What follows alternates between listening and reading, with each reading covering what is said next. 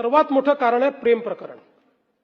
46.32% cases मुलींच्या निघून जाण्याच्या किंवा या बेपत्ताच्या या प्रेम प्रकरणात नाही। 20% कौटुंबिक वादात नाही। 2.81% मानसिक तणावात नाही। बाकी मग छोटे छोटे आहेत। मुलांच्या बाबतीत कारण थोडी वेगळी आहेत। प्रेम प्रकरण 9.12% आहे आणि कौटुंबिक वाद ह्या 32% आहे मुलांच्या बाबतीत।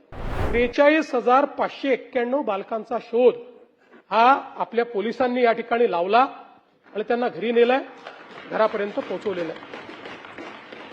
महिला आणि मुलींच्या बेपत्ता होण्याचा जो नेहमी आपल्याकडे चर्चेला येतो, नानाभाऊ आपण पण काही बोललात त्या संदर्भात, त्यातही मी सांगतो मुद्दाम, कारण मी अनेक वेळा सांगितलं की याचं विश्लेषण जे आहे इयर ऑन इयर नाही करतायत। 2-2, 3-3 वर्षांनी ते आपल्या घरी येतात, सापडतात आणि म्हणून 2021 ते 26 असा एकत्रित आकडा तुम्हाला सांगतो। 2021 ते 26 बेपत्ता झालेल्या, आपल्याला माहिती आहे की याच्यातही सुप्रीम कोर्टाच्या आदेशामुळे कुठल्याही कारणानं ती घरून निघून गेली तरी बेपत्ता आणि किडनॅपिंग अशा प्रकारचाच गुन्हा आपल्याला दाखल करावा लागतो, दुसरा गुन्हा दाखल करता येत नाही। तर आपण जर बघितलं तर 2021 पासून 26 पर्यंत बेपत्ता झालेल्या महिला 2,34,811, त्यापैकी शोध लागले आणि आपल्या घरी पोहोचलेल्या महिला 2,17,758, म्हणजे 93% महिला यातल्या या घरी पोहोचल्या। आणि हे जे 21 ते 26 सांगतोय, 25 आणि 26च्या 27-28 पर्यंत येतातच, सापडतातच। फारच कमी अशा होतात की ज्या आपल्याला सापडत नाहीत। आणि यातही आपण जर बघितलं तर विशेषतः 23 ते 26च्या काळातलं विश्लेषण आपण केलं की कारण काय असतात। आता मुलींच्या बाबतीत सर्वात मोठं कारण आहे प्रेम प्रकरण। 46.32% केसेस मुलींच्या निघून जाण्याच्या किंवा या बेपत्ताच्या या प्रेम प्रकरणात नाही। 20% कौटुंबिक वादात नाही। 2.81% मानसिक तणावात नाही। बाकी मग छोटे छोटे आहेत।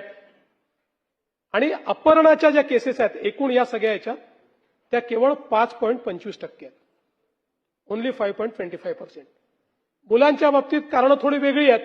प्रेम प्रकरण 9.12% आहे आणि कौटुंबिक वाद ह्या 32% आहे मुलांच्या बाबतीत। आणि मग बाकी सगळे आहेत। मुलांच्या बाबतीत अपहरण 4.47% आहे। आणि म्हणून आपण जर बघितलं तर कदाचित ही आकडेवारी मिसलिडिंग वाटते। आता जर एखाद्याला सांगितलं की 3 वर्षामध्ये 2 लाखाच्या वर अपहरण झालं किंवा त्या ठिकाणी बेपत्ता झाल्या तर असं वाटतं काय चाललंय। पण ज्यावेळेस परत येण्याचा रेट आपण बघतो त्यावेळी लक्षात येतं की दुर्दैवाने समाजामधल्या अडचणी आहेत त्या आपल्याला समजून घ्याव्या लागतील। समाजामधले हे प्रॉब्लेम्स आपल्याला समजून घ्यावे लागतील। आज ऑपरेशन मुस्कानच्या माध्यमातून 43,591 बालकांचा शोध हा आपल्या पोलिसांनी या ठिकाणी लावला आणि त्यांना घरी नेलाय, घरापर्यंत पोहोचवलेला आहे।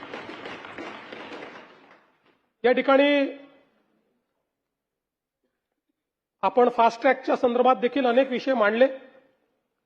खरं म्हणजे नरसापूरच्या घटनेचा तर आपण उल्लेख केलाच। 59 दिवसात तिहेरी फाशीची शिक्षा, पण हेच बेंचमार्क आपल्याला करायचं आहे। आणि मुळामध्ये मी जसं सांगितलं की पोलीस आपला तपास पूर्ण करून चार्जशीट दाखल करू शकतात, पण त्याच्यानंतरचं काम हे मात्र ज्युडिशियरीचं आहे। नवीन कायद्याने एक सोय केली आहे की आता ज्युडिशियरी पूर्वीप्रमाणे तारखावर तारखा ज्या मागता यायच्या त्या आता मागता येत नाहीत। 2 तारखांपेक्षा जास्त ऍडजमेंटच आता मागता येत नाही।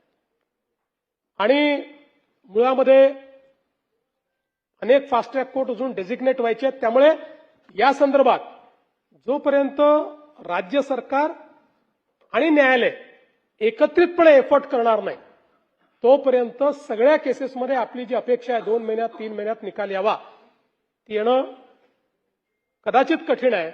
पण आम्हाला न्यायालयाकडनं सहकार्य मिळत आहे, त्यांच्याही काही अडचणी आहेत त्याही आम्ही दूर करतो।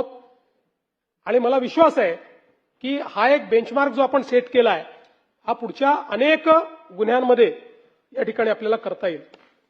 आज जर सायबर गुन्ह्यांचा विचार आपण केला तर पूर्वी सायबर गुन्ह्यांमध्ये रक्कम फ्रीज होणं हे सगळ्यात महत्वाचं असतं. कारण आपल्याला माहिती आहे की एका खात्यातनं दुसऱ्या, दुसऱ्यातनं तिसऱ्या, तिसऱ्यातनं चौथ्या अशा पद्धतीनं ही रक्कम ट्रॅव्हल करते, वेगवेगळ्या देशांमध्ये चालली जाते. सायबर गुन्ह्यांमध्ये तर फायनली 100 अकाउंटमधनं एका अशा देशात जाते की ज्या देशाशी आपली संधी नाही आणि मग ते पैसे मिळत नाही.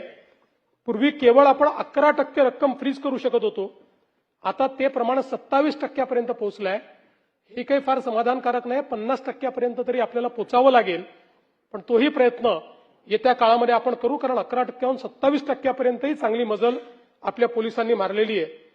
आणि जवळपास जून 2026 या काळात, जानेवारी ते जून 2026 या काळात 439 कोटी रुपये हे अशा प्रकारच्या फ्रॉडचे फ्रीज करण्याचं काम हे आपल्या पोलिसांनी या ठिकाणी केलेलं आहे.